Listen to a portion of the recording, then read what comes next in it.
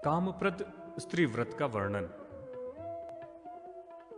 सुमंतु मुनि बोले, राजन, जो स्त्री कार्तिक मास के दोनों पक्षों की षष्ठी एवं सप्तमी तिथियों में क्षमा, अहिंसा आदि नियमों का पालन कर संयतेंद्रिय होती हुई एक भुक्त रहती एवं उपवास करती है और गूढ़ घी से युक्त शाली अन्न श्रद्धा के साथ भगवान सूर्य को अर्पित करती है तथा करवीर के पुष्प और घृत के साथ गुग्गुल निवेदित करती है, वह स्त्री इंद्रनील के समान सार्वकालिक विमान पर बैठकर 10 लाख वर्षों तक सूर्यलोक में आनंदमय जीवन व्यतीत करती है। सभी लोगों के भोगों को भोग कर क्रमशः इस लोक में आकर जन्म ग्रहण करती तथा अभिप्सित पति को प्राप्त करती है। इस प्रकार वर्ष भर के सभी व्रतों की विधि समान कही गई है। एक समय भोजन और उपवास का समान ही फल होता है। क्षमा, सत्य, दया, दान, शौच, इंद्रिय निग्रह, सूर्य पूजा, अग्नि हवन, संतोष तथा औचौर्य व्रत, ये 10 सभी व्रतों के लिए सामान्य धर्म हैं। इसी तरह मार्गशीर्ष आदि मासों में निर्दिष्ट नियमों का पालन करते हुए सूर्य की पूजा करने से अभ्युदय की प्राप्ति होती है। साथ ही सहस्रों वर्षों तक सूर्यलोक का सुख भोग कर वह नारी अंत में राजपत्नी बनती है। जो कोई भी पुरुष या स्त्री अथवा नपुंसक भक्ति पूर्वक भगवान सूर्य की उपासना करते हैं, वे सभी अपने मनोनुकूल फल प्राप्त करते हैं। भगवान सूर्य के निमित्त गृह एवं रथ आदि के दान का महात्म्य।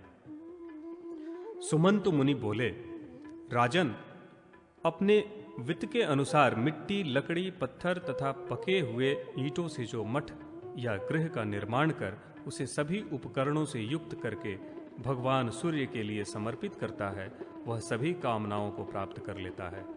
माघ मास में तंद्रा रहित होकर एक भुक्त व्रत करे और मास के अंत में एक रथ का निर्माण करे जो विचित्र वस्त्र से सुशोभित, 4 श्वेत अश्वों से अलंकृत, श्वेत ध्वज, पताका एवं छत्र, चामर, दर्पण से युक्त हो। उस रथ पर 2.5 सेर चावल के चूर्ण से सूर्य की प्रतिमा का निर्माण कर उसे संज्ञा देवी के साथ रथ के पिछले भाग में, जहां रथी बैठता है, स्थापित कर शंख, भेरी आदि ध्वनियों के साथ रात्रि में राजमार्ग में उस रथ को घुमाकर क्रमशः धीरे धीरे सूर्य मंदिर में ले जाएं। वहां जागरण एवं पूजा करें तथा दीपक एवं दर्पण आदि से अलंकृत कर रात्रि व्यतीत करें। प्रातः मधु, क्षीर और घृत से उस प्रतिमा को स्नान कराकर दीन, अंध एवं अनाथों को अपनी शक्ति के अनुसार भोजन कराकर दक्षिणा दें और संवाहन से युक्त रथ भगवान भास्कर को निवेदित करें तथा अपने बंधुओं के साथ भोजन करें। मंत्र और धर्म से समन्वित अपने सभी व्रतों में श्रेष्ठ यह सूर्य रथ व्रत समस्त कामनाओं तथा अर्थ की सिद्धि करने वाला है। सभी व्रतों के पुण्य और सभी यज्ञों के फल इसी व्रत के करने से प्राप्त हो जाते हैं। जो भगवान सूर्य के निमित्त एक सवत्सा गौ दान करता है, वह सप्तद्वीपवती वसुंधरा के दान का फल प्राप्त करता है। सौर धर्म में सदाचरण का वर्णन। सुमंतु मुनि बोले, राजन, अब मैं सौर धर्म से संबद्ध सदाचारों का संक्षेप में वर्णन करता हूँ। सूर्य उपासना को भूखे प्यासे, दीन दुखी, थके हुए, मलिन तथा रोगी व्यक्ति का अपनी शक्ति के अनुसार पालन और रक्षण करना चाहिए। इससे संपूर्ण कामनाएं पूर्ण हो जाती हैं। पतित, नीच तथा चांडाल और पक्षी आदि सभी प्राणियों को अपनी शक्ति के अनुसार दी गई थोड़ी भी वस्तु करुणा के कारण दिए जाने से अक्षय फल प्रदान करती है। अतः सभी प्राणियों पर दया करनी चाहिए। जो मधुर वाणी बोलता है, उसे इस लोक तथा परलोक में सभी सुख प्राप्त होते हैं। अमृत प्रवाहित करने वाली प्रिय वाणी चंदन के स्पर्श के समान शीतल होती है। धर्म से युक्त वाणी बोलने वाले को अक्षय सुख की प्राप्ति होती है। प्रिय वाणी स्वर्ग का अचल सोपान है। इसकी तुलना में दान, पूजन, अध्यापन आदि सब व्यर्थ है। अतिथि के आने पर सादर उससे कुशल प्रश्न करना चाहिए और यात्रा के समय आपका मार्ग मंगलमय हो, आपको सभी कार्य के साधक सुख नित्य प्राप्त हों, ऐसा कहना चाहिए। सभी समय ऐसे आशीर्वादात्मक वचन बोलने चाहिए। नमस्कारात्मक वाक्य में स्वस्ति, मंगल वचन तथा सभी कर्मों में आपका नित्य कल्याण हो, ऐसा कहना चाहिए। इस प्रकार के आचरणों का अनुष्ठान करके व्यक्ति संपूर्ण पापों से मुक्त होकर सूर्यलोक में प्रतिष्ठित होता है।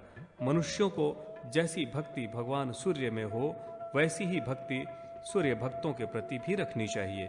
किसी के द्वारा आक्रोश करने या ताड़ित होने पर जो न आक्रोश करता है न ताड़न करता है, वाणी में अधिकार होने के कारण ऐसा क्षमाशील एवं शांत व्यक्ति सदा दुख से रहित होता है। सभी तीर्थों में क्षमा सबसे श्रेष्ठ है, इसलिए सभी क्रियाओं में क्षमा धारण करना चाहिए।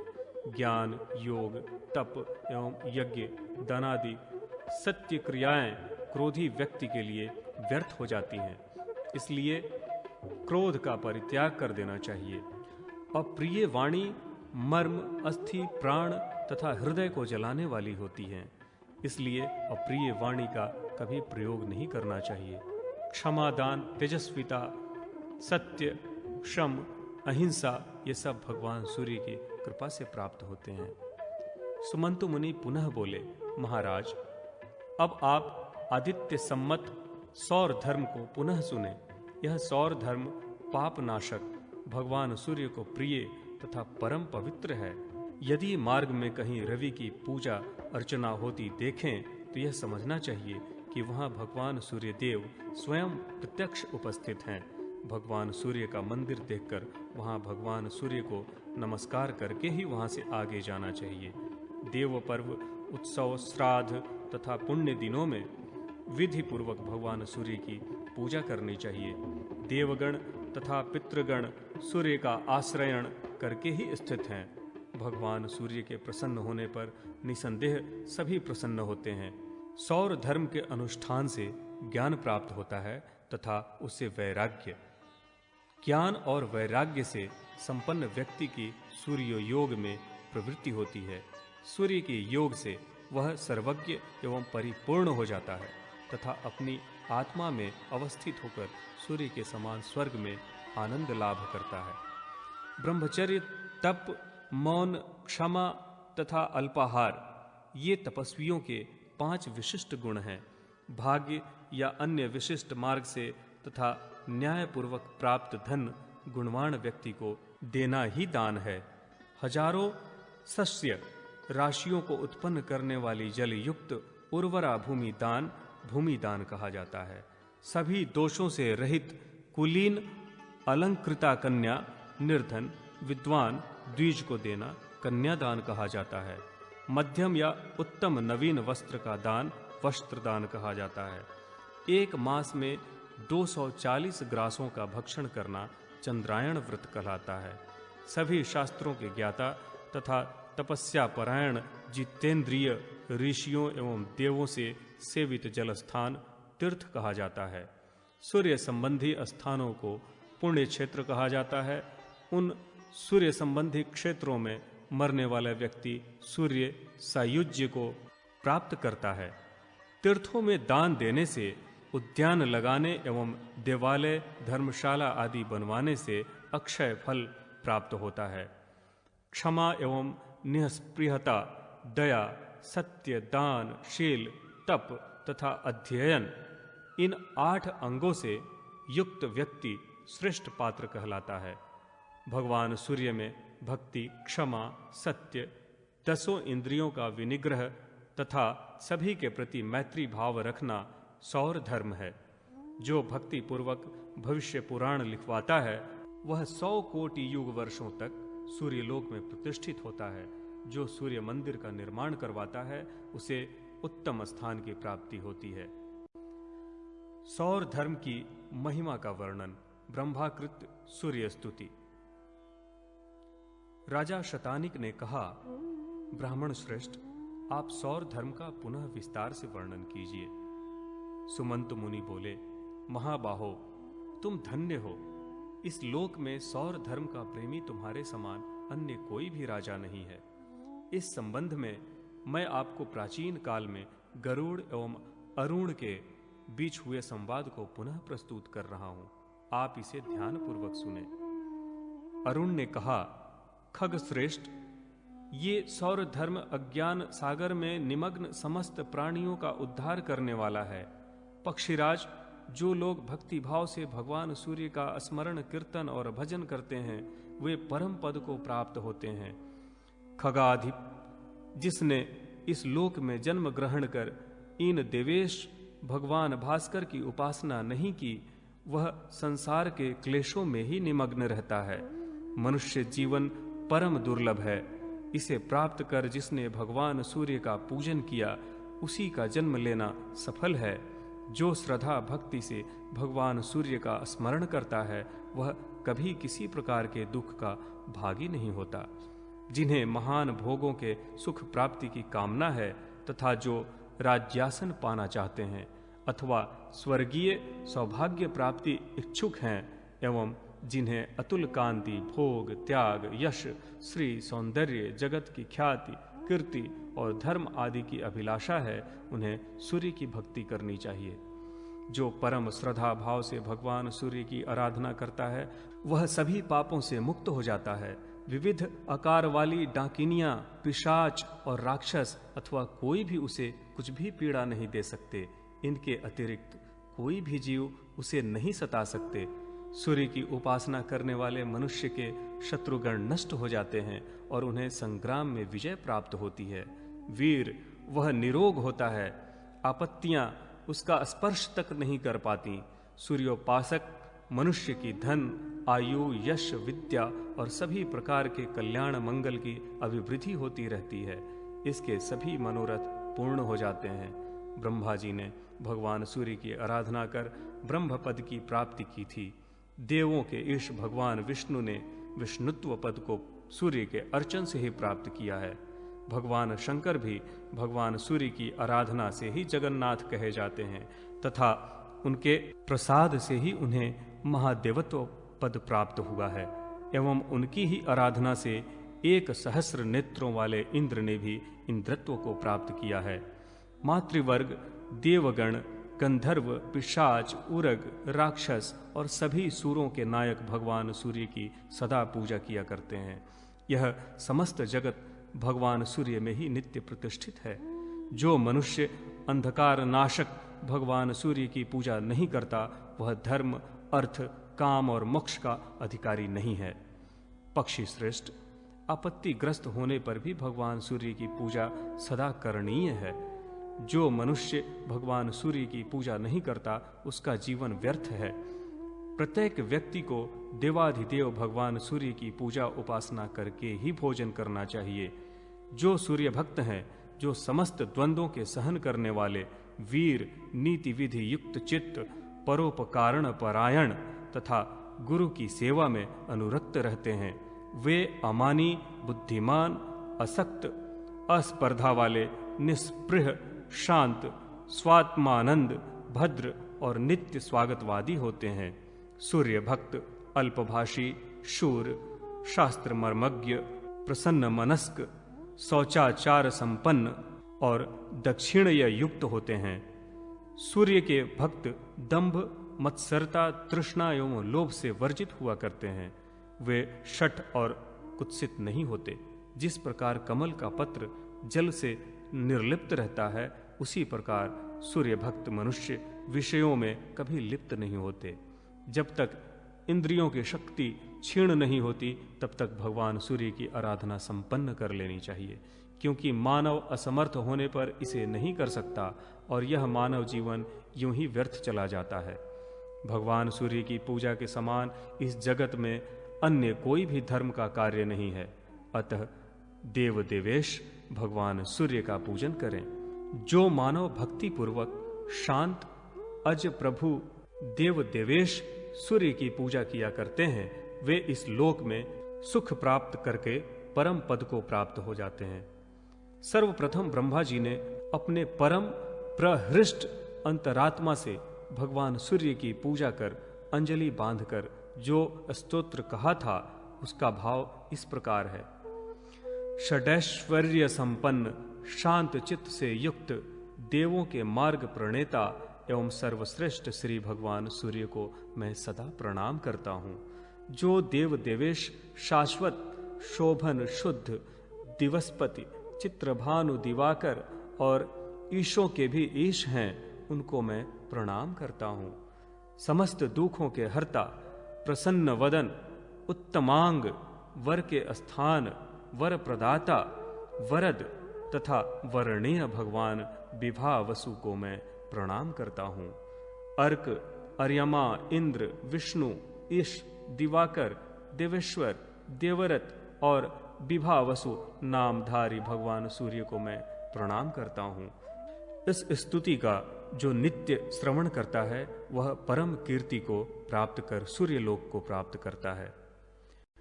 सौर धर्म में शांतिक कर्म एवं अभिषेक विधि। गरुड़ जी ने पूछा, अरुण, जो आदि व्याधि से पीड़ित एवं रोगी दुष्ट ग्रह तथा शत्रु आदि से उत्पीड़ित और विनायक से गृहित है, उन्हें अपने कल्याण के लिए क्या करना चाहिए? आप इसे बतलाने की कृपा करें। अरुण जी बोले, विविध रोगों से पीड़ित शत्रुओं से संतप्त व्यक्तियों के लिए भगवान सूर्य की आराधना के अतिरिक्त अन्य कोई भी कल्याणकारी उपाय नहीं है। अतः ग्रहों के घात और उपघात के नाशक सभी रोगों एवं राज उपद्रवों को शमन करने वाले भगवान सूर्य की आराधना करनी चाहिए। गरुड़ जी ने पूछा, द्विज श्रेष्ठ, ब्रह्मवादिनी के शाप से मैं पंख विहीन हो गया हूं। आप मेरे इन अंगों को देखें। मेरे लिए अब कौन सा कार्य उपयुक्त है जिससे मैं पुनः पंख युक्त हो जाऊं? अरुण जी बोले, गरुड़, तुम शुद्ध चित्त से अंधकार को दूर करने वाले जगन्नाथ भगवान भास्कर की पूजा एवं हवन करो।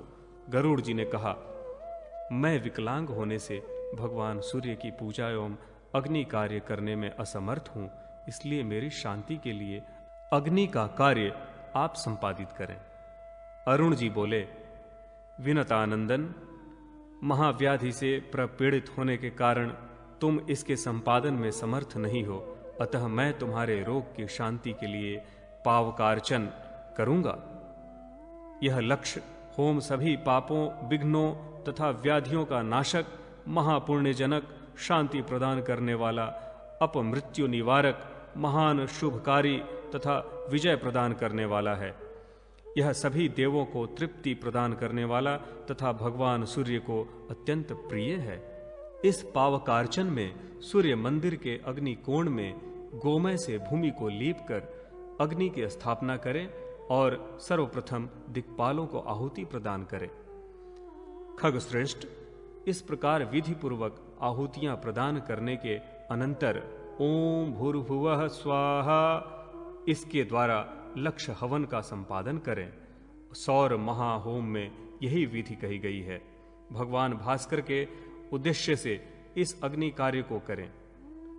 यह सभी लोगों की सभी प्रकार की शांति के लिए उपयोगी है।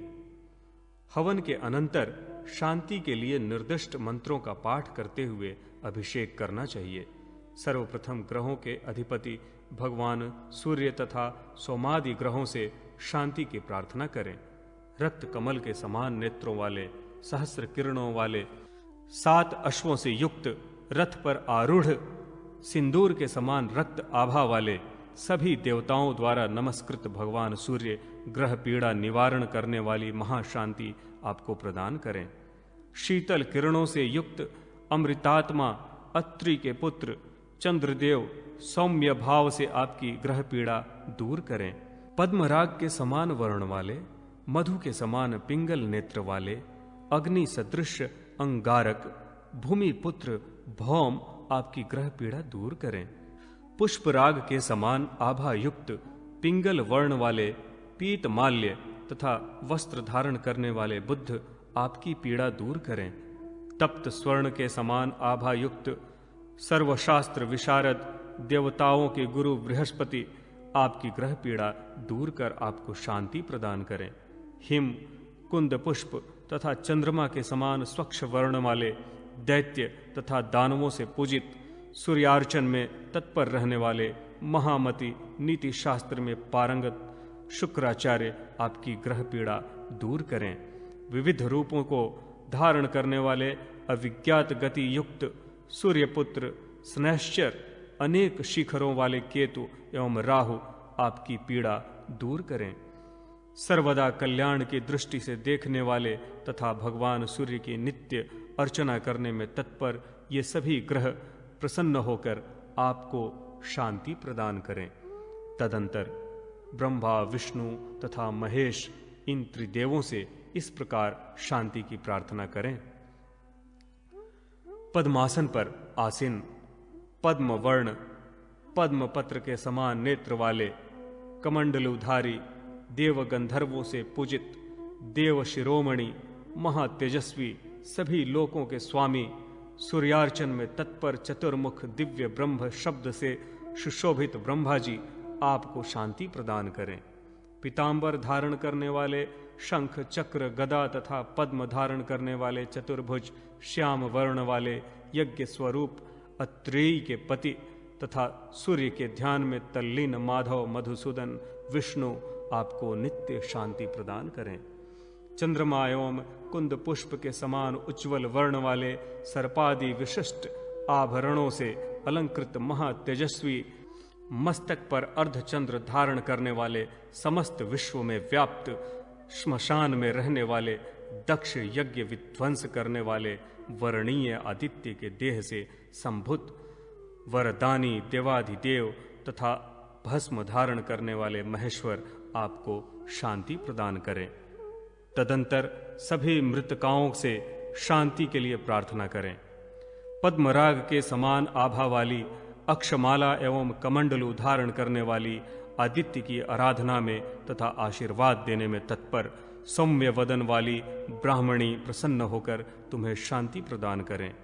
हेम, कुंद पुष्प तथा चंद्रमा के समान वर्ण वाली, महावृषभ पर आरूढ़, हाथ में त्रिशूल धारण करने वाली, आश्चर्यजनक आभरणों से विस्तृत, चतुर्भुजा, चतुर्वक्त्रा तथा त्रिनेत्र धारिणी, पापों का नाश करने वाली, वृषभ ध्वज शंकर की अर्चना में तत्पर, महाश्वेता नाम से विख्यात आदित्य दैता रुद्राणी आपको शांति प्रदान करें। सिंदूर के समान अरुण विग्रह वाली, सभी अलंकारों से विभूषित, हाथ में शक्ति धारण करने वाली सूर्य की अर्चना में तत्पर, महान पराक्रमशालिनी, वरदायिनी, मयूरवाहिनी देवी कौमारी आपको शांति प्रदान करें। गदा एवं चक्र को धारण करने वाली, पीतांबर धारिणी, सूर्यार्चन में नित्य तत्पर रहने वाली, असुर मर्दिनी, देवताओं के द्वारा पूजित चतुर्भुजा देवी वैष्णवी आपको नित्य शांति प्रदान करें। ऐरावत पर आरूढ़, हाथ में वज्र धारण करने वाली, महाबलशालिनी, सिद्ध गंधर्वों से सेवित, सभी अलंकारों से विभूषित, चित्र विचित्र अरुण वर्ण वाली, सर्वत्र लोचन देवी इंद्राणी आपको शांति प्रदान करें। वराह के समान नासिका वाली श्रेष्ठ, वराह पर आरूढ़, विकटा, शंख चक्र तथा गदा धारण करने वाली, श्यामा वदाता, तेजस्विनी, प्रतिक्षण भगवान सूर्य की आराधना करने वाली, वरदायिनी देवी वाराही आपको शांति प्रदान करें। क्षाम कटी प्रदेश वाली, मांस रहित, कंकाल स्वरूपिणी, कराल वदना, भयंकर तलवार, घंटा, खड़ांग और वर मुद्रा धारण करने वाली, क्रूर लाल पीले नेत्रों वाली, गज चर्म धारिणी, गोश्रुता भरना, प्रेत स्थान में निवास करने वाली, देखने में भयंकर परंतु शिव स्वरूपा, हाथ में चंड मुंड के कपाल धारण किए हुए तथा कपाल की माला पहने चंद्र रूपिणी देवी चामुंडा तुम्हें शांति प्रदान करे। आकाश मातृकाएं, लोक मातृकाएं तथा अन्य लोक मातृकाएं, भूत मातृकाएं, अन्य पितृ मातृकाएं, वृद्धि श्राद्धों में जिनकी पूजा होती है वे पितृ मातृकाएं, माता, प्रमाता, वृद्ध प्रमाता, ये मातृ मातृकाएं शांत चित्त से आपको शांति प्रदान करें। ये सभी मातृकाएं अपने हाथों में आयुध धारण करती हैं और संसार को व्याप्त करके प्रतिष्ठित रहती हैं तथा भगवान सूर्य की आराधना में तत्पर रहती हैं। सुंदर अंग प्रत्यंग वाली तथा सुंदर कटी प्रदेश वाली, पीत एवं श्याम वर्ण वाली, स्निग्ध आभा वाली, तिलक से सुशोभित ललाट वाली, अर्धचंद्र रेखा धारण करने वाली, सभी आभरणों से विभूषित, चित्र विचित्र वस्त्र धारण करने वाली, सभी स्त्री स्वरूपों में गुण और संपत्तियों के कारण सर्वश्रेष्ठ शोभा वाली, आदित्य की आराधना में तत्पर केवल भावना मात्र से संतुष्ट होने वाली वरदायिनी भगवती उमा देवी अपने अमित तेजस्वी एवं शांत रूप से प्रत्यक्ष प्रकट होकर प्रसन्न हो आपको शांति प्रदान करें। अनंतर कार्तिकेय, नंदीश्वर, विनायक, भगवान शंकर, जगन्माता पार्वती, चंडेश्वर, इंद्री आदि दिशाओं के अधिपति, लोकपालों की नगरियां, सभी देवता, देव सरस्वती तथा भगवती अपराजिता से इस प्रकार शांति की प्रार्थना करें। खटांग धारण किए हुए शक्ति से युक्त मयूर वाहन कृतिका और भगवान रुद्र से उद्भूत समस्त देवताओं से अर्चित तथा आदित्य से वर प्राप्त भगवान कार्तिकेय अपने तेज से आपको बल, शौर्य एवं शांति प्रदान करें। हाथ में शूल एवं श्वेत वस्त्र धारण किए हुए स्वर्ण आभा युक्त भगवान सूर्य की आराधना करने वाले 3 नेत्रों वाले नंदीश्वर आपको धर्म में उत्तम बुद्धि, आरोग्य एवं शांति प्रदान करें। चिकने अंजन के समान आभा युक्त महोदर तथा महाकाय नित्य अचल आरोग्य प्रदान करें।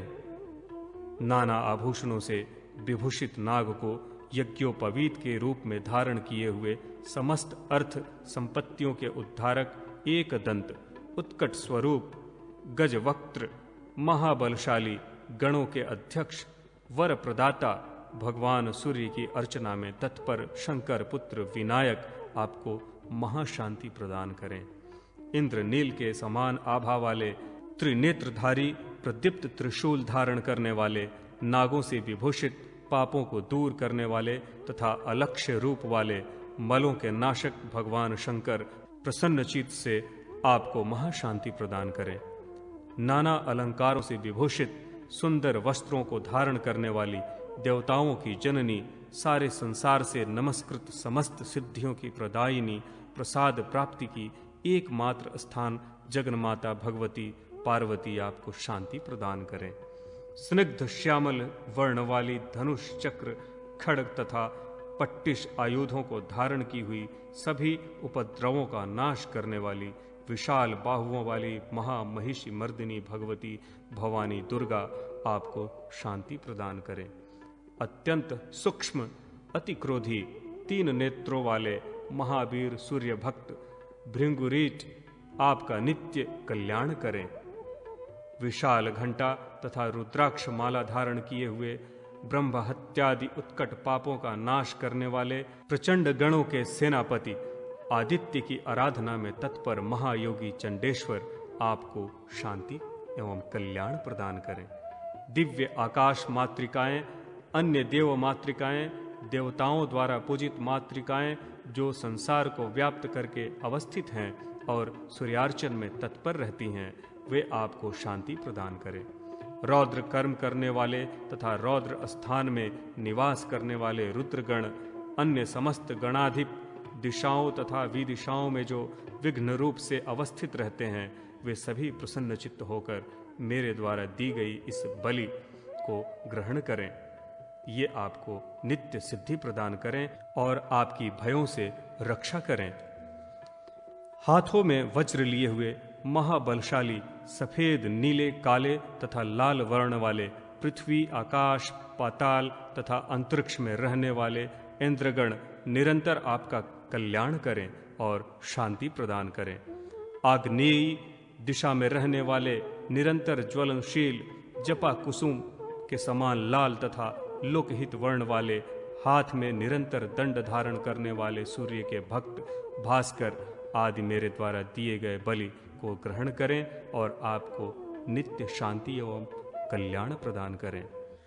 ईशान कोण में अवस्थित शांति स्वभाव युक्त त्रिशूलधारी अंगों में भस्म धारण किए हुए नीलकंठ, रक्त वर्ण वाले सूर्य पूजन में तत्पर, अंतरिक्ष, आकाश, पृथ्वी तथा स्वर्ग में निवास करने वाले रुद्रगण आपको नित्य शांति एवं कल्याण प्रदान करें। रत्नों के प्रकारों एवं महारत्नों से शोभित विद्याधर एवं सिद्ध गंधर्वों से सुसेवित पूर्व दिशा में अवस्थित अमरावती नाम वाली नगरी में महाबली वज्रपाणि देवताओं के अधिपति इंद्र निवास करते हैं। वे ऐरावत पर आरूढ़ एवं स्वर्ण की आभा के समान प्रकाशमान हैं। सूर्य की आराधना में तत्पर तथा नित्य प्रसन्न चित्त रहने वाले हैं। वे परम शांति प्रदान करें। विविध देवगणों से व्याप्त भांति भांति के रत्नों से शोभित अग्नि कोण में अवस्थित तेजस्वती नामक पुरी है। उसमें स्थित जलते हुए अंगारों के समान प्रकाश वाले ज्वालमालाओं से व्याप्त निरंतर ज्वलन एवं दहनशील पाप नाशक आदित्य की आराधना में तत्पर अग्निदेव आपके पापों का सर्वथा नाश करें एवं शांति प्रदान करें। दक्षिण दिशा में संयमिनी पुरी स्थित है। वह नाना रत्नों से सुशोभित एवं सैकड़ों सुरासुरों से व्याप्त है। उसमें रहने वाले हरित पिंगल नेत्रों वाले महामहिष पर आरूढ़ कृष्ण वस्त्र एवं माला से विभूषित सूर्य की आराधना में तत्पर महातेजस्वी यमराज आपको क्षेम एवं आरोग्य प्रदान करें। नैऋत्य कोण में स्थित कृष्णा नाम की पुरी है, जो महान रक्षोगण प्रेत तथा पिशाच आदि से व्याप्त है। उसमें रहने वाले रक्तमाला और वस्त्रों से सुशोभित हाथ में तलवार लिए कराल वदन सूर्य की आराधना में तत्पर राक्षसों के अधिपति नैऋत्य देव शांति एवं धन धान्य प्रदान करें। पश्चिम दिशा में शुद्धवती नाम की नगरी है। वह अनेक किन्नरों से सेवित तथा भोगिण गणों से व्याप्त है। वहां स्थित हरित तथा पिंगल वर्ण के नेत्र वाले वरुण देव प्रसन्न होकर आपको शांति प्रदान करें। ईशान कोण में स्थित यशोवती नाम की अनुपम पुरी में रहने वाले त्रिनेत्रधारी शांतात्मा रुद्राक्ष मालाधारी परम देव ईशान भगवान शंकर आपको नित्य शांति प्रदान करें। भूह भुवर महर एवं जन आदि लोकों में रहने वाले प्रसन्न चित्त देवता आपको शांति प्रदान करें। सूर्य भक्ता सरस्वती आपको शांति प्रदान करें। हाथ में कमल धारण करने वाली तथा सुंदर स्वर्ण सिंहासन पर अवस्थित सूर्य की आराधना में तत्पर भगवती महालक्ष्मी आपको ऐश्वर्य प्रदान करें।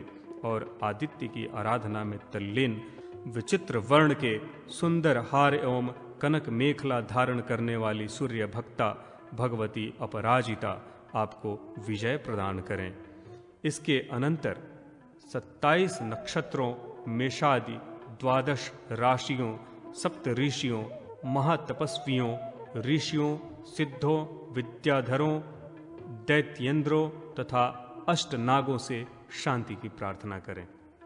परम श्रेष्ठ कृतिका वरानना रोहिणी मृगशिरा आर्द्रा पुनर्वसु पुष्य तथा आश्लेषा ये सभी नक्षत्र मातृकाएं सूर्यार्चन में रत हैं और प्रभा माला से विभूषित हैं। मघा पूर्वा तथा उत्तरा फाल्गुनी हस्त चित्रा स्वाति विशाखा ये दक्षिण दिशा का आश्रय ग्रहण कर भगवान सूर्य की पूजा करती रहती हैं। आकाश में उदित होने वाले ये नक्षत्र मातृकाएं आपको शांति प्रदान करें।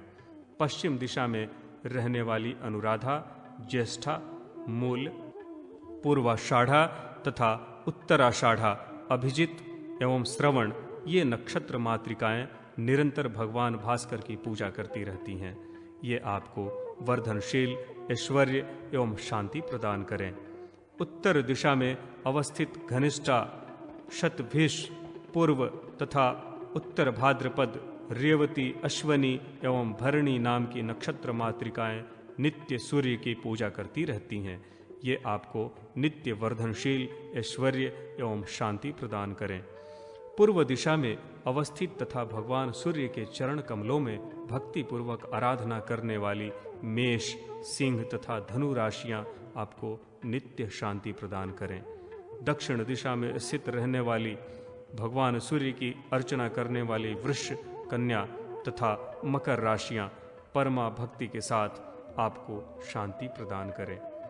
पश्चिम दिशा में स्थित एवं निरंतर ग्रह नायक भगवान आदित्य की आराधना करने वाली मिथुन, तुला तथा कुंभ राशियां आपको नित्य शांति प्रदान करें।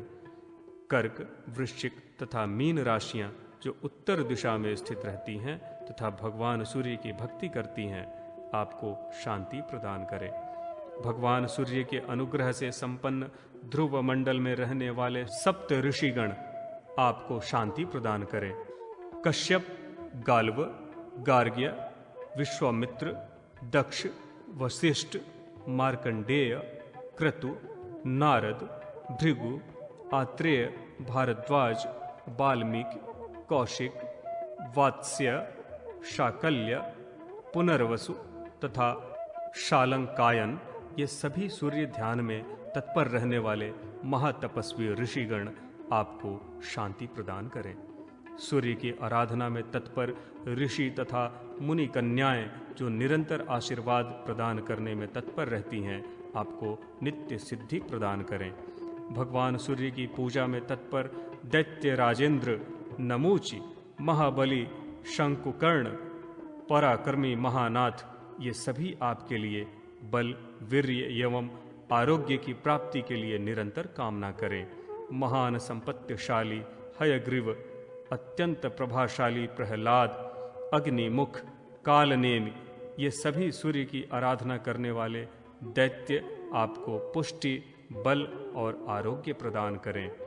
वैरोचन, हिरण्याक्ष, तरवसु, सुलोचन, मुचकुंद, मुकुंद तथा रैवतक, ये सभी सूर्य भक्त आपको पुष्टि प्रदान करें।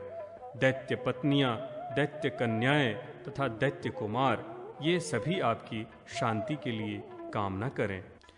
नाग राजेंद्र अनंत, अत्यंत पीले शरीर वाले, विस्फुरित फण वाले, स्वस्तिक चिन्ह से युक्त तथा अत्यंत तेज से उद्दीप्त नागराज तक्षक, अत्यंत कृष्ण वर्ण वाले, कंठ में 3 रेखाओं से युक्त, भयंकर आयुध रूपी दंष्ट्र से समन्वित तथा विष के दर्प से बलान्वित महानाग करकोटक, पद्म के समान कांति वाले, कमल के पुष्प के समान नेत्र वाले, पद्म वर्ण के महानाग पद्म, श्याम वर्ण वाले, सुंदर कमल के समान नेत्र वाले, विष रूपी दर्प से उन्मत्त तथा ग्रीवा में 3 रेखा वाले शोभा संपन्न महानाग शंखपाल, अत्यंत गौर शरीर वाले, चंद्रार्धकृत शेखर, सुंदर फणों से युक्त नागेंद्र कुलिक और नागराज वासुकी, सूर्य की आराधना करने वाले ये सभी अष्टनाग महाविष को नष्ट करके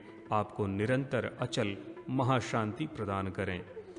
अंतरिक्ष, स्वर्ग, गिरि कंदराओं, दुर्गों तथा भूमि एवं पाताल में रहने वाले भगवान सूर्य के अर्चन में आसक्त समस्त नागगण और नाग पत्नियां, नाग कन्याएं तथा नाग कुमार सभी प्रसन्न चित्त होकर आपको सदा शांति प्रदान करें। जो इस नाग शांति का श्रवण या कीर्तन करता है, उसे सर्पगण कभी भी नहीं काटते और विष का प्रभाव भी उन पर नहीं पड़ता। तदंतर गंगादि पुण्य नदियों, यक्षेंद्रों, पर्वतों, सागरों, राक्षसों, प्रेतों, पिशाचों, अपसमारादि ग्रहों, सभी देवताओं तथा भगवान सूर्य से शांति की कामना के लिए इस प्रकार प्रार्थना करनी चाहिए।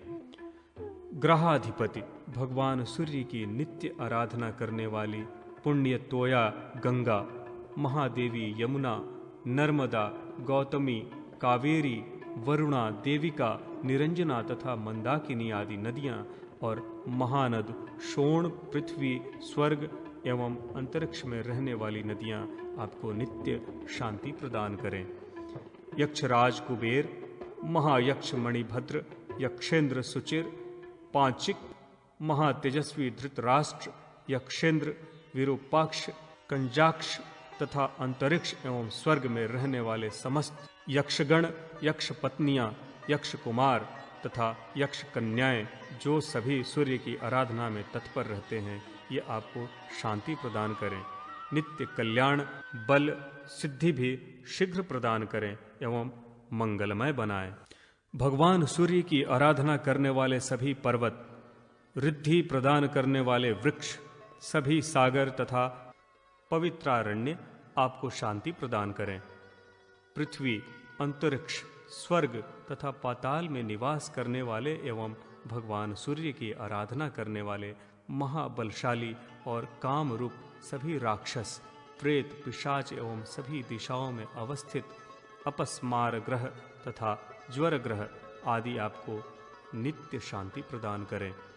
जिन भगवान सूर्य के दक्षिण भाग में विष्णु, वाम भाग में शंकर और ललाट में ब्रह्मा सदा स्थित रहते हैं, ये सभी देवता उन भगवान सूर्य के तेज से संपन्न होकर आपको शांति प्रदान करें तथा सौर धर्म को जानने वाले समस्त देवगण संसार के सूर्य भक्तों एवं सभी प्राणियों को सर्वदा शांति प्रदान करें। अंधकार दूर करने वाले तथा जय प्रदान करने वाले विवस्वान भगवान भास्कर की सदा जय हो। ग्रहों में उत्तम तथा कल्याण करने वाले, कमल को विकसित करने वाले भगवान सूर्य की जय हो। ज्ञान स्वरूप भगवान सूर्य आपको नमस्कार है। शांति एवं दीप्ति का विधान करने वाले तमोहंता भगवान अजित आपको नमस्कार है, आपकी जय हो। सहस्र किरणोज्ज्वल दीप्ति स्वरूप संसार के निर्माता आपको बार बार नमस्कार है, आपकी जय हो।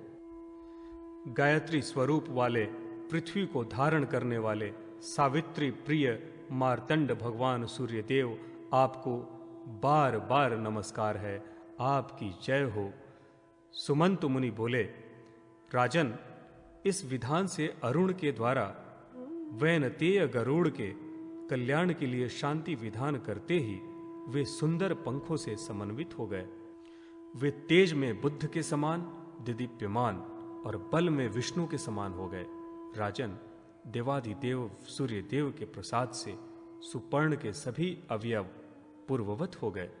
राजन, इसी प्रकार अन्य रोगग्रस्त मानवगण इस अग्नि कार्य से निरोग हो जाते हैं।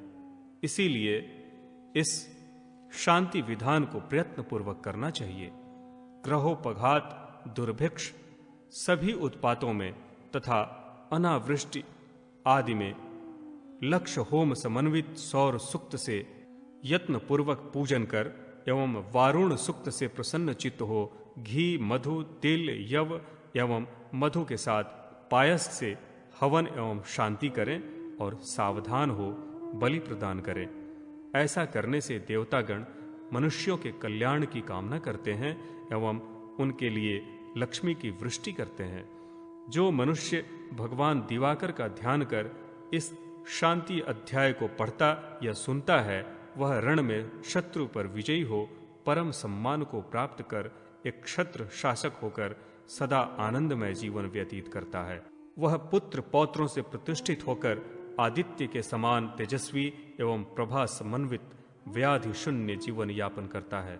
वीर, जिसके कल्याण के उद्देश्य से इस शांति का अध्याय का पाठ किया जाता है, वह वात, पित्त, कफजन्य रोगों से पीड़ित नहीं होता एवं उसकी न तो सर्प के दंश से मृत्यु होती है और न अकाल में मृत्यु होती है। उसके शरीर में विष का प्रभाव भी नहीं होता एवं जड़ता, अंधत्व, मूकता भी नहीं होती। उत्पत्ति भय नहीं रहता और न किसी के द्वारा किया गया अभिचार कर्म सफल होता है। रोग, महान उत्पात, महाविषैले सर्प आदि सभी इसके श्रवण से शांत हो जाते हैं। सभी गंगादि तीर्थों का जो विशेष फल है, उसका कई गुना फल इस शांति का अध्याय के श्रवण से प्राप्त होता है और 10 राजसूय एवं अन्य यज्ञों का फल भी उसे मिलता है। इसे सुनने वाला 100 वर्ष तक व्याधि रहित निरोग होकर जीवन यापन करता है। गो हत्यारा, कृतघ्न, ब्रह्मघाती, गुरु तल्पगामी और शरणागत, दीन, आर्त, मित्र तथा विश्वासी व्यक्ति के साथ घात करने वाला, दुष्ट, पापाचारी, पितृघातक तथा मातृघातक सभी इसके श्रवण से निसंदेह पाप मुक्त हो जाते हैं। यह अग्नि कार्य अतिशय उत्तम एवं परम पुण्यमय है। विविध स्मृति धर्मों तथा संस्कारों का वर्णन। राजा शतानिक ने कहा, ब्राह्मण, 5 प्रकार के जो स्मृति आदि धर्म हैं, उन्हें जानने की मुझे बड़ी अभिलाषा है।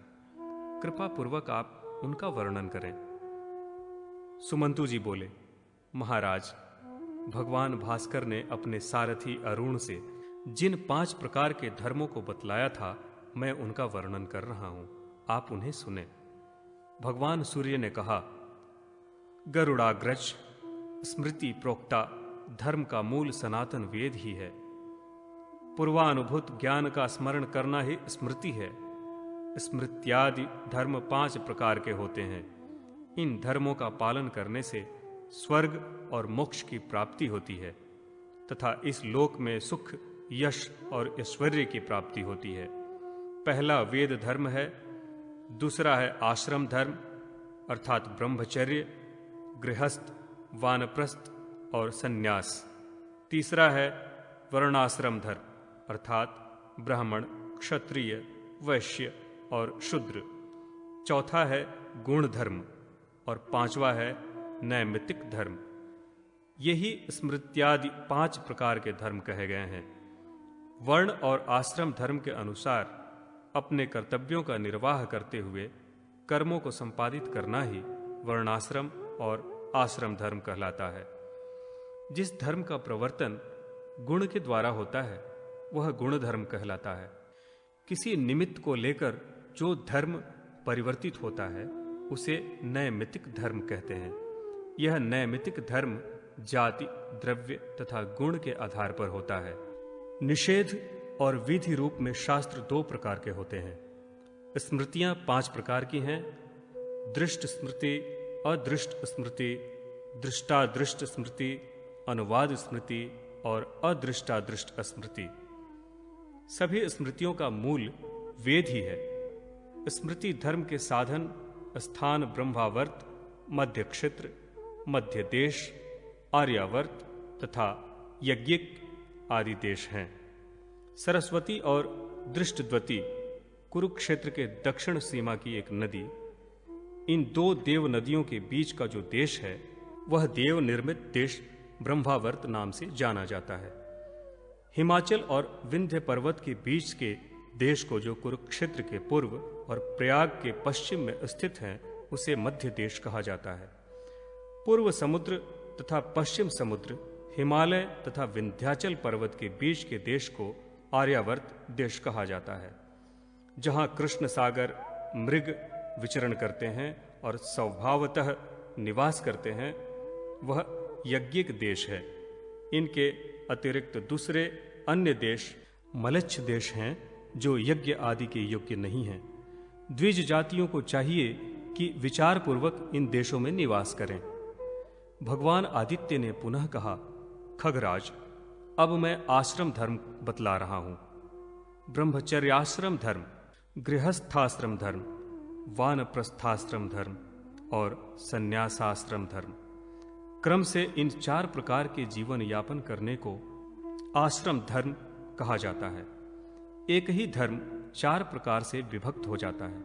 ब्रह्मचारी को गायत्री की उपासना करनी चाहिए, गृहस्थ को संतानोत्पत्ति और ब्राह्मण देव आदि की पूजा करनी चाहिए, वानप्रस्थी को देवव्रत धर्म का और सन्यासी को नैष्टिक धर्म का पालन करना चाहिए। इन चारों आश्रमों के धर्म वेद मूलक हैं। गृहस्थ को ऋतुकाल में मंत्र पूर्वक गर्भाधान संस्कार करना चाहिए। तीसरे मास में पुंसवन तथा छठे अथवा 7वें मास में सीमंतोन्नयन संस्कार करना चाहिए। जन्म के समय जातक कर्म संस्कार करना चाहिए। जातक को स्वर्ण, घी, मधु का मंत्रों द्वारा प्राशन कराना चाहिए। जन्म से 10वें, 11वें या 12वें दिन शुभ मुहूर्त, तिथि, नक्षत्र, योग आदि देखकर नामकरण संस्कार करना चाहिए। शास्त्रानुसार छठे मास में अन्नप्राशन करना चाहिए। सभी द्विज जाति बालकों का चूड़ाकरण संस्कार 1 वर्ष अथवा तीसरे वर्ष में करना चाहिए। ब्राह्मण बालक का 8वें वर्ष में, क्षत्रिय का 11वें और वैश्य का 12वें वर्ष में यज्ञोपवीत संस्कार करना उत्तम होता है। गुरु से गायत्री की दीक्षा ग्रहण कर वेदाध्ययन करना चाहिए। विद्याध्ययन के पश्चात गुरु की आज्ञा प्राप्त कर गृहस्थ आश्रम में प्रवेश करना चाहिए और गुरु को यथेष्ट सुवर्णादि देकर प्रसन्न करना चाहिए। गृहस्थाश्रम में प्रवेश कर अपने समान वर्ण वाले उत्तम गुणों से युक्त कन्या से विवाह करना चाहिए। जो कन्या माता पिता के कुल से 7 पीढ़ी तक की न हो और समान गोत्र की न हो, ऐसी अपने वर्ण की कन्या से विवाह करना चाहिए। विवाह 8 प्रकार के होते हैं: ब्रह्म, दैव, आर्ष, प्रजापत्य, आसुर, गांधर्व, राक्षस और पैशाच। वर और कन्या के गुण दोष को भली भांति परखने के बाद ही विवाह करना चाहिए। कन्याएं अवस्था भेद से 4 प्रकार की होती हैं, जिनके नाम इस प्रकार हैं: गौरी, नगनिका, देवकन्या तथा रोहिणी। 7 वर्ष की कन्या गौरी, 10 वर्ष की नगनिका, 12 वर्ष की देवकन्या तथा इससे अधिक आयु की कन्या रोहिणी कहलाती है। निंदित कन्याओं से विवाह नहीं करना चाहिए। द्विज जातियों को अग्नि के साक्ष्य में विवाह करना चाहिए। स्त्री पुरुष के परस्पर मधुर एवं दृढ़ संबंधों से धर्म, अर्थ और काम की उत्पत्ति होती है और वही मोक्ष का कारण भी है। श्राद्ध के विविध भेद तथा वैश्वदेव कर्म की महिमा। भगवान सूर्यदेव ने अनुरु अर्थात अरुण से कहा, अरुण, द्विज मात्र को विधि पूर्वक 5 महायज्ञ, भूत यज्ञ, पितृ यज्ञ, ब्रह्म यज्ञ, दैव यज्ञ और मनुष्य यज्ञ करना चाहिए। बलि वैश्व देव करना भूत यज्ञ, तर्पण करना पितृ यज्ञ, वेद का अध्ययन और अध्यापन करना ब्रह्म यज्ञ, हवन करना देव यज्ञ तथा घर पर आए हुए अतिथि को सत्कार पूर्वक भोजन आदि से संतुष्ट करना मनुष्य यज्ञ कहा जाता है। श्राद्ध 12 प्रकार के होते हैं: नित्य श्राद्ध, नैमित्तिक श्राद्ध, काम्य श्राद्ध, वृद्धि श्राद्ध, सपिंडन श्राद्ध, पार्वण श्राद्ध, गोष्ठ श्राद्ध, शुद्धि श्राद्ध, कर्मांग श्राद्ध, दैविक श्राद्ध, औपचारिक श्राद्ध तथा सांवत्सरिक श्राद्ध। तिल, व्रीहि, जल, दूध, फल, मूल, शाक आदि से पितरों की संतुष्टि के लिए प्रतिदिन श्राद्ध करना चाहिए। जो श्राद्ध प्रतिदिन किया जाता है वह नित्य श्राद्ध है। एकोद्दिष्ट श्राद्ध को नैमित्तिक श्राद्ध कहते हैं। इस श्राद्ध को विधि पूर्वक संपन्न करना, अयुग्म ब्राह्मणों को भोजन कराना चाहिए। जो श्राद्ध कामना परक किया जाता है वह काम्य श्राद्ध है। इसे पार्वण श्राद्ध की विधि से करना चाहिए। वृद्धि के लिए जो श्राद्ध किया जाता है उसे वृद्धि श्राद्ध कहते हैं। ये सभी श्राद्ध कर्म पूर्वाहन काल में उपवीति होकर करने चाहिए। सपिंडन श्राद्ध में 4 पात्र बनाने चाहिए। उनमें गंध, जल और तिल छोड़ना चाहिए। प्रेत पात्र का जल पितृ पात्र में छोड़ें। इसके लिए ये समानाह मंत्रों का पाठ करना चाहिए। स्त्री का भी एकोद्दिष्ट श्राद्ध करना चाहिए। अमावस्या तथा किसी पर्व पर जो श्राद्ध किया जाता है उसे पार्वण श्राद्ध कहते हैं। गौओं के लिए किया जाने वाला श्राद्ध कर्म गोष्ठ श्राद्ध कहलाता है। पितरों की तृप्ति के लिए, संपत्ति और सुख की प्राप्ति हेतु तथा विद्वानों की संतुष्टि के निमित्त जो ब्राह्मणों को भोजन कराया जाता है वह शुद्ध्यर्थ श्राद्ध है। गर्भाधान, सीमंतोन्नयन तथा पुंसवन संस्कारों के समय किया गया श्राद्ध कर्मांग श्राद्ध है। यात्रा आदि के दिन देवता के उद्देश्य से घी के द्वारा किया गया हवनादि कार्य दैविक श्राद्ध कहलाता है।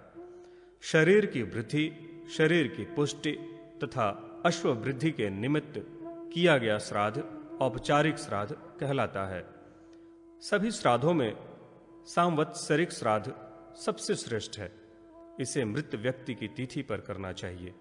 जो व्यक्ति सांवत्सरिक श्राद्ध नहीं करता उसकी पूजा न मैं ग्रहण करता हूं, न विष्णु, ब्रह्मा, रुद्र एवं अन्य देवगण ही ग्रहण करते हैं। इसलिए प्रयत्न पूर्वक प्रत्येक वर्ष मृत व्यक्ति की तिथि पर सांवत्सरिक श्राद्ध करना चाहिए। जो व्यक्ति माता पिता का वार्षिक श्राद्ध नहीं करता वह घोर तामिश्र नामक नरक को प्राप्त करता है और अंत में सूकर योनि में उत्पन्न होता है। अरुण ने पूछा, भगवन, जो व्यक्ति माता पिता की मृत्यु की तिथि, मास और पक्ष को नहीं जानता, उस व्यक्ति को किस दिन श्राद्ध करना चाहिए जिससे वह नरक भागी ना हो? भगवान आदित्य ने कहा, पक्षीराज अरुण, जो व्यक्ति माता पिता के मृत्यु के दिन मास और पक्ष को नहीं जानता, उस व्यक्ति को अमावस्या के दिन सांवत्सरिक नामक श्राद्ध करना चाहिए। जो व्यक्ति मार्गशीर्ष और माघ में पितरों के उद्देश्य से विशिष्ट भोजनादि द्वारा मेरी पूजा अर्चना करता है, उस पर मैं अति प्रसन्न होता हूँ और उसके पितर भी संतुष्ट हो जाते हैं। पितर, गौ तथा ब्राह्मण ये मेरे अत्यंत इष्ट हैं, अतः विशेष भक्ति पूर्वक इनकी पूजा करनी चाहिए। वेद विक्रय द्वारा और स्त्री द्वारा प्राप्त किया गया धन पितृ कार्य और देव पूजन आदि में नहीं लगाना चाहिए। वैश्वदेव कर्म से हीन और भगवान आदित्य के पूजन से हीन वेदवित्ता ब्राह्मण को भी निंद्य समझना चाहिए।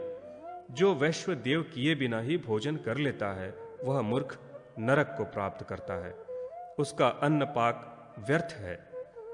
प्रिय हो या अप्रिय, मूर्ख हो या विद्वान, वैश्वदेव कर्म के समय आया हुआ व्यक्ति अतिथि होता है और वह अतिथि स्वर्ग का सोपान रूप होता है।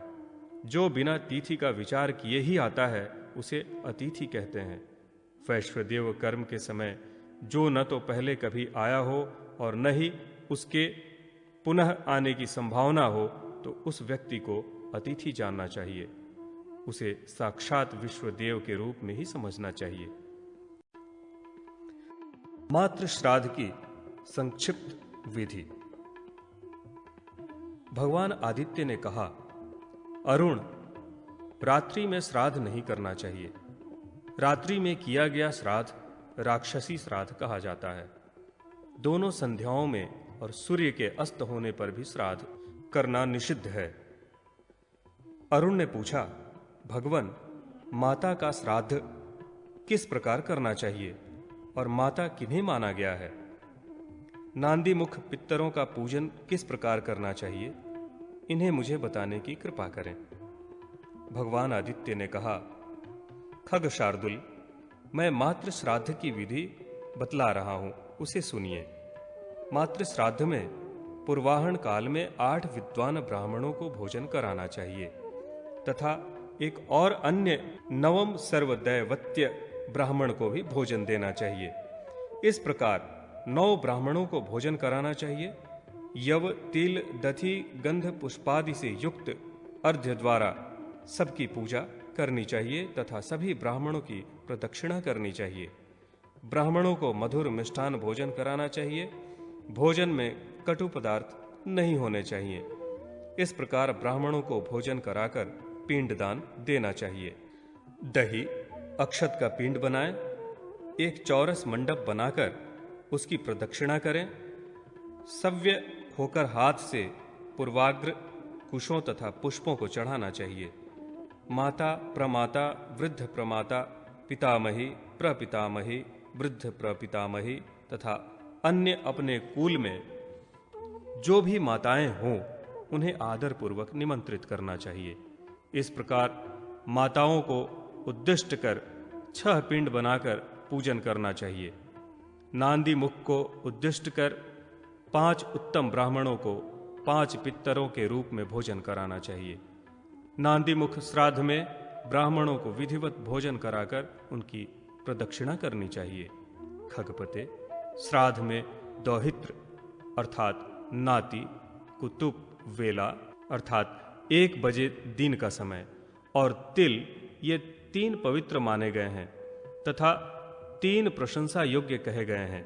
शुद्धि और क्रोध और शीघ्रता न करना, एक वस्त्र धारण कर देव पूजन और पितरों के कर्म नहीं करने चाहिए। बिना उत्तरीय वस्त्र धारण किए पितर, देवता और मनुष्यों का पूजन अर्चन तथा भोजन आदि सब कार्य निष्फल होता है। सौर धर्म में शुद्धि प्रकरण। भगवान भास्कर ने कहा, खगाधिप, ब्राह्मणों को नित्य पवित्र तथा मधुर भाषी होना चाहिए। उन्हें प्रतिदिन स्नानादि से पवित्र हो चंदनादि सुगंधित द्रव्यों को धारण कर देवताओं का पूजन करना चाहिए। सूर्य को निष्प्रयोजन नहीं देखना चाहिए और नग्न स्त्री को भी नहीं देखना चाहिए। मैथुन से दूर रहना चाहिए। जल में मूत्र तथा विष्ठा का परित्याग नहीं करना चाहिए। शास्त्रोक्त नियमों के अनुसार कर्म करने चाहिए। शास्त्र वर्णित कर्मानुष्ठान के अतिरिक्त कोई भी व्रतादि नहीं करना चाहिए। खगाधिपते, अभक्ष्य भक्षण सभी वर्णों के लिए वर्जित है। द्रव्य की शुद्धि होने पर ही कर्म की शुद्धि होती है, अन्यथा कर्म के फल की प्राप्ति में संशय ही बना रहता है। जाति से दुष्ट, क्रिया से दुष्ट, काल से दुष्ट, संसर्ग से दुष्ट, आश्रय से दुष्ट तथा सहृल्लेख पदार्थ में अथवा दूषित हृदय के एक कपटी व्यक्ति के स्वभाव में परिवर्तन नहीं होता। लहसुन, गाजर, प्याज, कुकुरमुत्ता, बैगन तथा मूली आदि त्याज्य दूषित हैं। इनका भक्षण नहीं करना चाहिए। जो वस्तु क्रिया के द्वारा दूषित हो गई हो अथवा पतितों के संसर्ग से दूषित हो गई हो, उसका प्रयोग न करें। अधिक समय तक रखा गया पदार्थ काल दूषित कहलाता है। वह हानिकर होता है, पर दही तथा मधु आदि पदार्थ काल दूषित नहीं होते। सुरा, लहसुन तथा 7 दिन के अंदर ब्याई हुई गाय के दूध से युक्त पदार्थ और कुत्ते द्वारा स्पर्श किए गए पदार्थ संसर्ग दुष्ट कहे जाते हैं। इन पदार्थों का परित्याग करना चाहिए। शूद्र से तथा विकलांग आदि से स्पृष्ट पदार्थ आश्रय दूषित कहलाता है। जिस वस्तु के भक्षण करने में मन में स्वभावतः घृणा उत्पन्न हो जाती है, जैसे पुरुष के प्रति स्वभावतः घृणा उत्पन्न होती है, उसे ग्रहण नहीं करना चाहिए। वह सहृल्लेख दोष युक्त पदार्थ कहा जाता है। खीर, दूध, पकादि का भक्षण शास्त्रोक्त विधि के अनुसार ही करना चाहिए। सपिंड में 10 दिन, 12 दिन अथवा 15 दिन और 1 मास में प्रेत शुद्धि हो जाती है। सूत का शौच तथा मरणा शौच में 10 दिन के भीतर किसी व्यक्ति के यहाँ भोजन नहीं करना चाहिए। दशगात्र एवं एकादशाह के बीत जाने पर 12वें दिन स्नान करके ही शुद्धि हो जाती है। संवत्सर पूर्ण हो जाने पर स्नान मात्र से ही शुद्धि हो जाती है। सपिंड में जन्म और मृत्यु होने पर अशौच लगता है। दांत आने तक के बालक की मृत्यु हो जाने पर सद्य शुद्धि हो जाती है। चूड़ाकरण के पहले बालक की मृत्यु हो जाने पर 1 दिन रात की अशुद्धि होती है तथा चूड़ाकरण के बाद और यज्ञोपवीत लेने से पहले मृत्यु होने पर त्रिरात्र अशुद्धि होती है और इसके अनंतर 10 रात्र की अशुद्धि होती है। गर्भस्राव हो जाने पर 3 रात्रि के पश्चात जल से स्नान करने के बाद शुद्धि होती है। असपिंडी की मृत्यु होने पर 3 अहोरात्र के बाद शुद्धि होती है। यदि केवल शव यात्रा करता है तो स्नान मात्र से शुद्धि हो जाती है। द्रव्य की शुद्धि आग में तपाने, मिट्टी और जल से धोने तथा मल हटाने, प्रक्षालन करने, स्पर्श और प्रोक्षण करने से होती है। द्रव्य शुद्धि के पश्चात स्नान करने से शुद्धि होती है। प्रातः काल का स्नान नित्य स्नान है। ग्रहण में स्नान करना काम्य स्नान है तथा क्षौर और शौचादि के पश्चात जो स्नान किया जाता है वह नैमित्तिक स्नान है। इससे पापादि की निवृत्ति होती है। श्रद्धा की महिमा, खगोल्क मंत्र का महात्म्य तथा गौ की महिमा। अरुण ने पूछा, भगवान आदित्य देव, मनुष्य किस पुण्य कर्म का संपादन कर स्वर्ग जाते हैं? कर्मयज्ञ, तपोयज्ञ, स्वाध्याय यज्ञ, ध्यान यज्ञ और ज्ञान यज्ञ। इन 5 यज्ञों में सर्वोत्तम यज्ञ कौन है? इन यज्ञों का क्या फल है और इनसे कौन सी गति प्राप्त होती है? धर्म और अधर्म के कितने भेद कहे गए हैं? उनके साधन क्या हैं और उनसे कौन सी गति होती है? नारकी पुरुषों के पुनः पृथ्वी पर आने पर भोग से शेष कर्मों के कौन कौन से चिन्ह उपलब्ध रहते हैं? इस धर्माधर्म से व्याप्त भवसागर तथा गर्भ में आगमन रूपी दुख से कैसे मुक्ति प्राप्त होती है, इसे आप बतलाने की कृपा करें।